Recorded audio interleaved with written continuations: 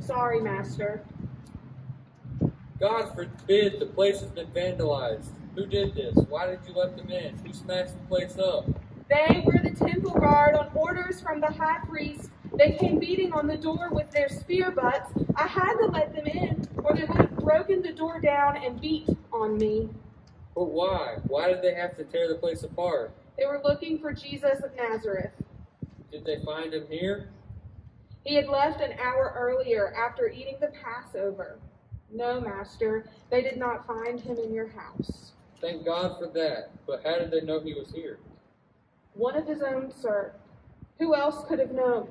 They were so sure Jesus was here that they tore the place apart when they didn't find him. How about the rest of the servants? They're all in their quarters. The guard scared them. I can understand that. I was trying to straighten things up before you came home, but you got here before I finished. I'm real sorry, sir. Nobody is going to straighten things out in one night. Too much damage has been done. I wonder how they knew Jesus would be here. Someone had to tip them off. It all goes to prove that there is no such thing as a secret in this world. What is spoken in the secret chamber will be shouted from the housetops. Jesus himself said that. But who tipped them off? Did you follow my orders after I left here this afternoon? To the letter, Master. And I don't think the other servants had a clue until the temple guard began to tear the place apart. Tell me exactly what you did after you left for the Damascus gate. Perhaps I can figure out who betrayed us. I'm not a lawyer for nothing, but I can assess evidence when I have it. But I don't have it yet. Like you told me, I went down to the Damascus gate with a great water jar on my shoulder. You told me that when I got there, I should turn around, and 2 men would follow me home. Did they recognize the signal of the jar?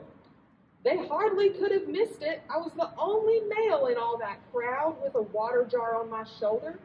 What self-respecting man would parade around like that? Carrying water is for children and women. I'm 17 years old. I don't like being laughed at. You did something far more important than carrying a jar of water on your shoulder. Everything depended on the 2 men being able to recognize you. That is why I had you carry the jar. The 2 men would certainly have been confused if any other men had been carrying water jars. As it was, they got the message and followed you home. What happened next? Well, you were here yourself, Master, so you must remember the 2 men followed me and they wanted to speak with you, so I let them in. They asked for you to use the upper room where their master and his disciples could keep the Passover.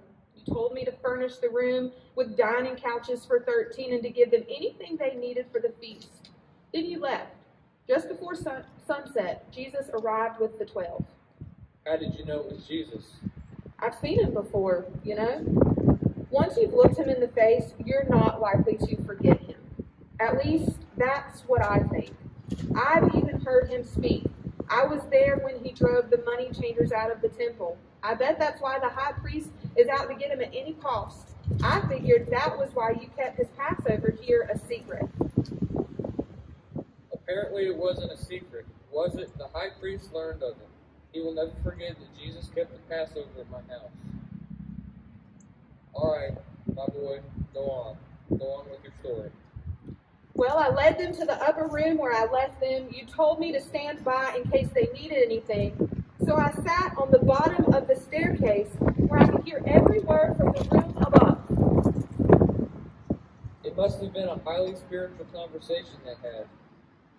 What with this being the Passover meal and Jesus himself in an hourly danger of being arrested? You already know he was arrested? Yes, but go on with your part of the story.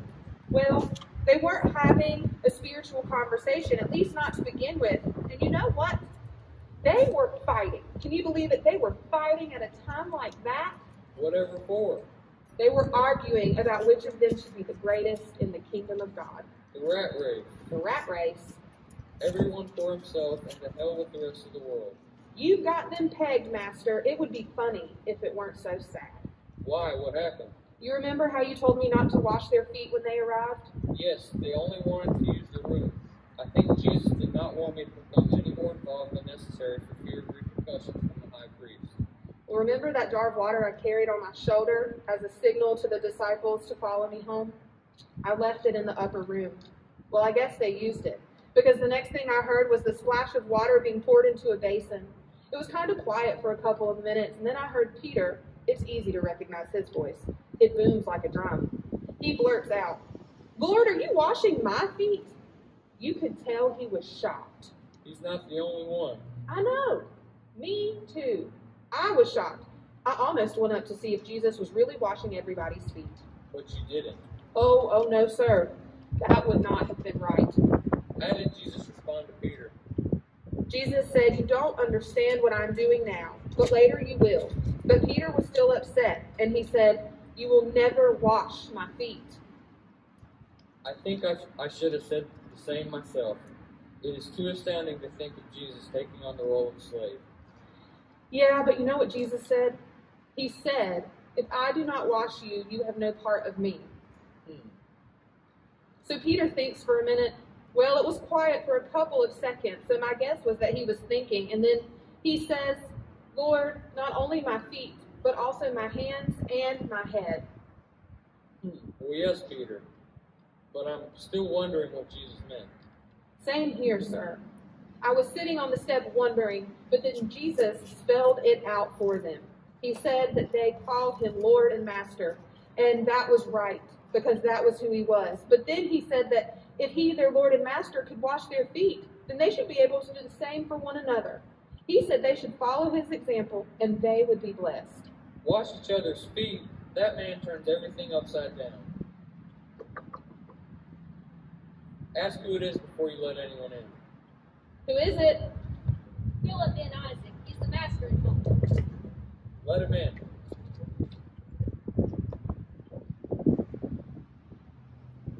Welcome, Philip, old friend. Welcome to this handsome house, courtesy of the temple guard. What in the world are you talking about? Just look around. Oh, no. They tore the place apart. The temple guard, you say? But why? They were looking for Jesus of Nazareth, and when they could not find him here, they ransacked the house. But why did they come in here in the first place? Because Jesus and his disciples ate the Passover at my house here as my guest, and I was not present myself. For fear of the high priest, but David here took care of the feast. Somebody must have tipped him off. I know who it was, sir. Do you know?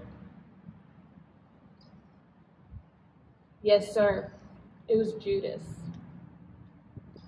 Judas, Judas? the treasurer of the land, I may have guessed. For cold cash, I imagine. You don't have to imagine very hard. How do you know this, David? Listen, Master. They were eating the Passover feast, and Jesus says, "Tonight one of you will betray me." So, not only did Judas tip off the temple guard about Jesus, but he tipped somebody off about Jesus as well. Did he say it was Judas? No, but Nicodemus, why do you give credence to this houseboy who doesn't know anything? Philip, my friend, I ask you not to speak ill of my servants. They are like family to me. Huh? Please, David, continue with your account. well, sir, when Jesus said someone would betray him, there was all this chattery noise. Actually, sir, I thought it was magpies. David, Maybe not actually. Everybody was jabbering. Is it I? Is it I? and Jesus said, He said, "The one who has dipped his hand in the dish with me will betray me." Huh. So it could have been any of them. Jesus said something else too, something kind of scary. yes? He said it would be better for the one who would betray him if he had never been born. Sounds like a threat to me, and one wouldn't be able to make good on it. I presume there's more to this story. Oh, yes. Yes, sir. There was lots of talking. I can't remember it all. I didn't really pay attention all the time. Good grief, son, I didn't ask you to be a spy. I merely asked you to be available should Jesus need something. Now, as it turns out, something dreadful is happening, and each of us has a part in the story. We do? Yes, and I'll tell you mine when you finish yours. Well, pretty soon the conversation died down, and I heard Jesus say, "This is my body which is broken for you. Do this in remembrance of me." Then I heard like water pouring, but I guess it was wine. And he said, "This cup poured out for you is the new covenant in my blood. Drink, all of you." They were really, really quiet, like it was something important. But I don't understand it. Do you? Sounds like he was making a connection with the Passover. I mean, of course, the original Passover of our ancestors, with his reference to blood and the covenant. Oh, please. I suppose next you'll make a connection with Jeremiah and what he said about the new covenant written in our hearts. Yes, as a matter of fact, I was about to say that. Don't say anything like that. Do you realize how close you are to being blasphemous like Jesus? Aren't a man stopped his own, even in his own house? You tell me. Tonight looks like the end of the world to me. Evil hangs over the city like Naisma, and the rotten stench of death is in it. Jesus must have felt it too. I think he was creating a special moment for his disciples, something to remember, but I do not understand what he yet meant. Maybe you had to be there. Perhaps I should have been. David? There is a little more to the story. Peter started talking all blustery and tough, and he said he would stand by Jesus even if everyone else would forsake him. But Jesus said that before the cock crowed, Peter would deny him 3 times. Peter kept saying, "No way." And Jesus said, "What you have to do, do quickly." The next moment, I heard footsteps coming down the stairs above me, so I drew the bolt on the door, swung it open, and held it wide. I thought maybe it was Peter running an errand, but it was Judas. The sun was low and shining right in the doorway. Judas hurried toward the door, and his eyes glinted red in the sunset, and his face, it was like stone. Then he was gone, and it was night. I sat down. I was shaking. I knew then that Judas was the one, the betrayer. Is that all, David? Yes, they sang and went out into the night. I held the door for them and heard the word Gethsemane, so I guess that's where they were going. Listen, Nicodemus, you and I have been friends for years.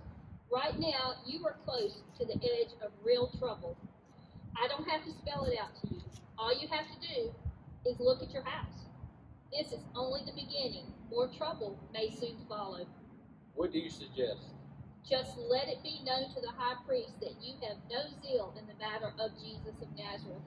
Explain that your having him here for Passover was a mistake, and you made in accepting the advice of someone you foolishly trusted. But Master, that would be a lie, wouldn't it? Well, There's no point being a martyr, Nicodemus. They already have Jesus.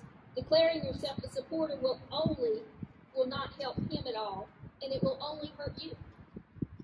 You're not surprised, are you, about Jesus being arrested? You knew, didn't you? Yes, I knew Jesus had been arrested. So you followed him to Gethsemane? I didn't follow him to Gethsemane right away. I cleaned the upper room after Jesus and then had left. And then I went up to my room, stripped my clothes off, and laid down on the sheets to sleep. All the banging on the front door woke me up. I was frightened. But I wrapped myself up in the sheet and raced down the stairs.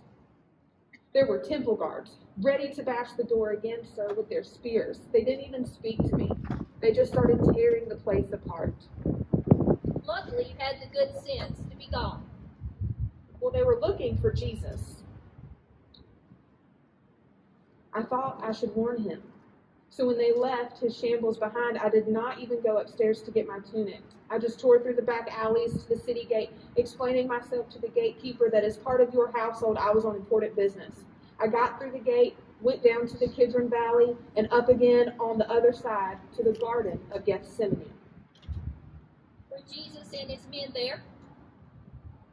Yes, they were there all right, but they were asleep, a perfect setup for capture. I saw 8 of them lying just inside the gate. A little further on were Peter and James and John, all dead to the world. But I did not see Jesus at first. But as I climbed higher, I made him out, kneeling with his back to me. He seemed to be praying. What a fool! He knows he's about to be betrayed, but instead of hiding, he prays out in the open. All his men were asleep. They didn't even post a guard. It was never his style to do what people expected. Well, he was all alone. Everyone else was asleep. It was like they didn't care about him. He was all alone. What about you, the brave lad in the flapping sheet? You were there for him. Did you warn him that the guard was coming?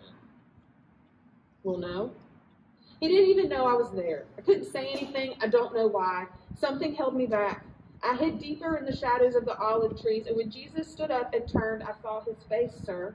He looked calm and confident. I knew he would not run away. What about the disciples? Well, you see, he woke up Peter and James and John. He said, "Could you not watch with me 1 hour?" He sounded lonely, sir. Then I heard the trampling of the soldiers behind me. David, you could have been arrested or hurt. You should not have gone there. I was scared, Master.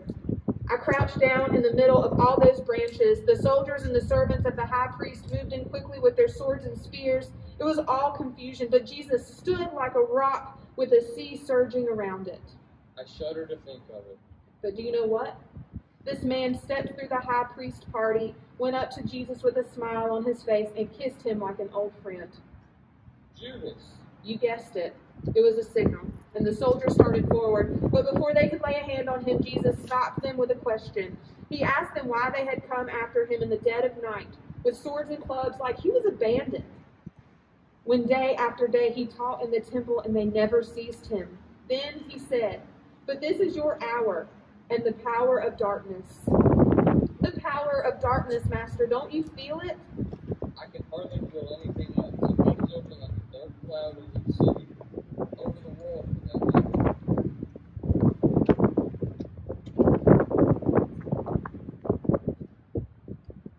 The soldiers closed in. Peter drew a sword and struck, but Jesus told him to put his sword away. Well, he was clearly outnumbered, but you think he would have planned some defense? If anyone had stuck by Jesus, I imagine it would have been Peter. Well, I'm sorry, sir. Peter broke and ran away with every other disciple. So Jesus left alone? All alone. The soldiers surrounded him, and the whole company started back for the city. I let them get a good head start, and then I trailed behind them. There was nothing else I could do. I was thinking even then that I might free him somehow, but what chance would I have against 100? I guess I got carried away dreaming about being a hero. The next thing I knew, I was with the stragglers at the end of the group, and someone noticed me and asked me who I was. Ha! They noticed you, a fellow in a bed sheet. What did you say? Well, I couldn't answer. Someone put his hand on my shoulder. I shook him off, but their suspicions were aroused. Ha! Suspicions, were they? They grabbed me by the neck, the arms, the sheets. I twisted and turned. A dozen of them snatched at me, but I left the sheet in their hands and ran away very quickly. How'd you get back into the city? Well, I ran through the gate before anyone could stop me. 2 of the guardsmen took off after me, but I knew every twist and turn in town, and they didn't. Still, it was hours before I dared come home. You must have been freezing. I was blue with cold. Even when I put on my heavy cloak, I couldn't stop shivering. I never suspected that you were a follower of Jesus. He seems to have followers everywhere. Yes, followers who do not follow. What do you mean by that? Well, forgive me again, Master, but who are we, you and I? What are we doing here? We call ourselves disciples, but if we truly are his disciples, would we not be with him at the palace of the high priest right now? You can go there if you like, but you could do no good. Well, why not? For one thing, you would just get thrown out as soon as they learned that you were a follower of Jesus. For another thing, Caiaphas, the high priest, is determined to destroy Jesus and has the power to do so. But what harm has he done? Jesus drove the merchants and the money changers out of the temple. Can you imagine what a loss of revenue that would be? It takes money to run the establishment. Another reason is the fact that every patriot in Judea would do almost anything to break the Roman yoke on our necks, to live free in our own country as they did in the days of Maccabees. Jesus is popular, very popular.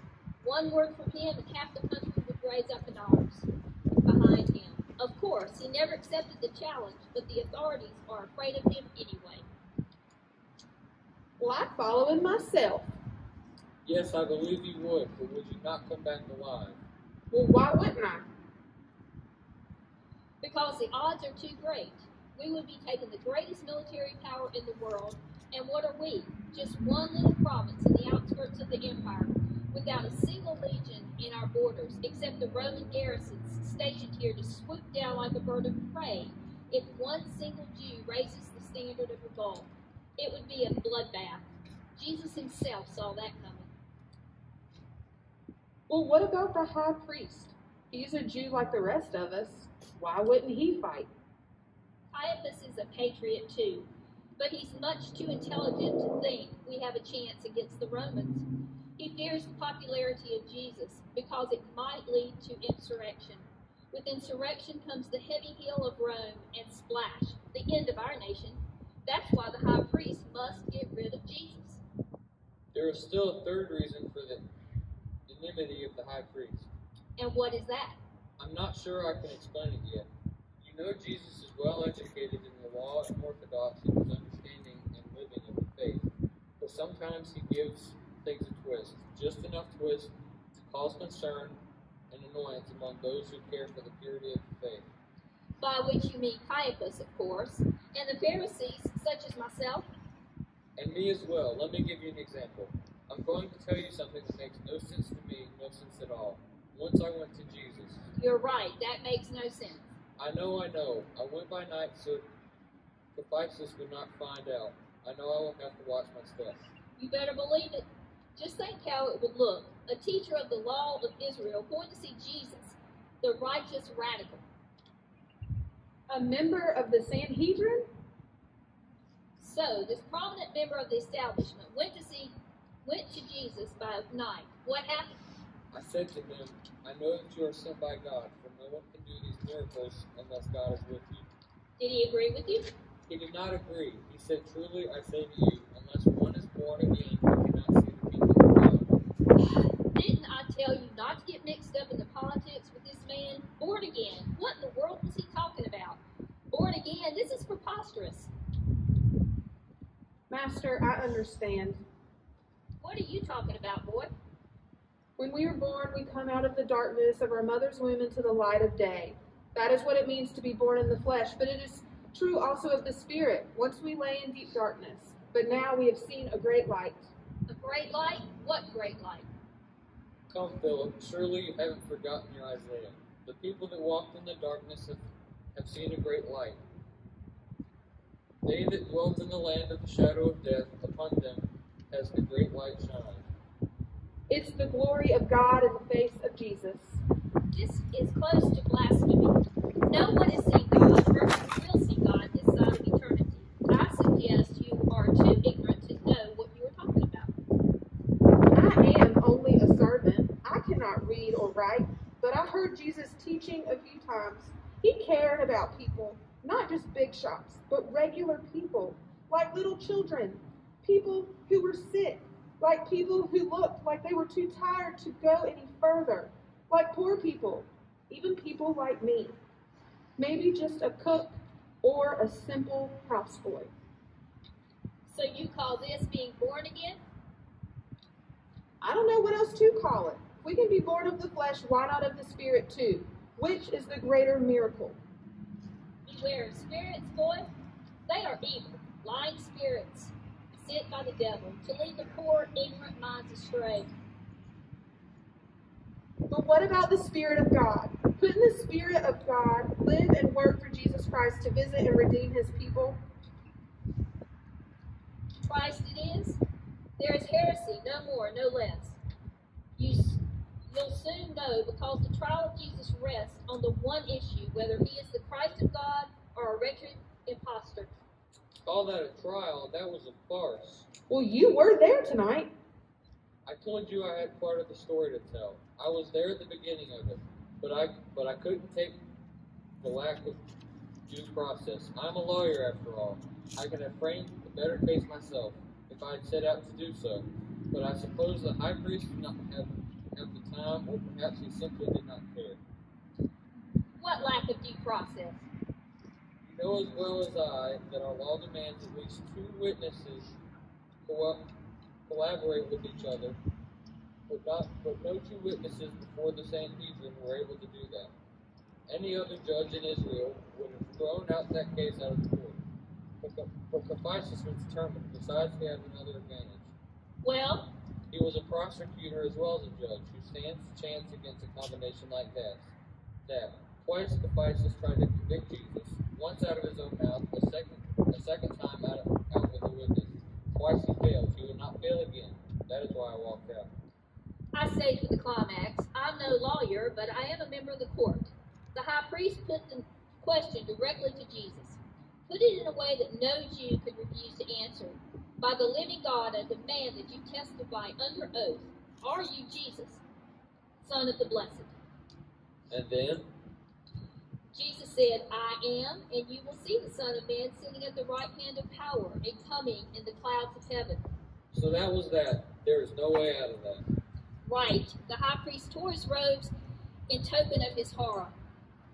What further need did we need for witnesses? Everyone heard the blasphemy. What would be your verdict?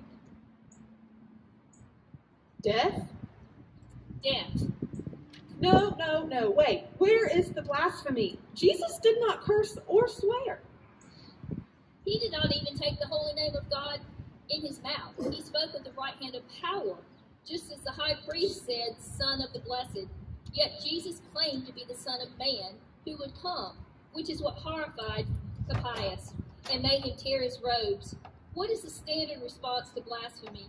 He would not tear his robes were it not blasphemy.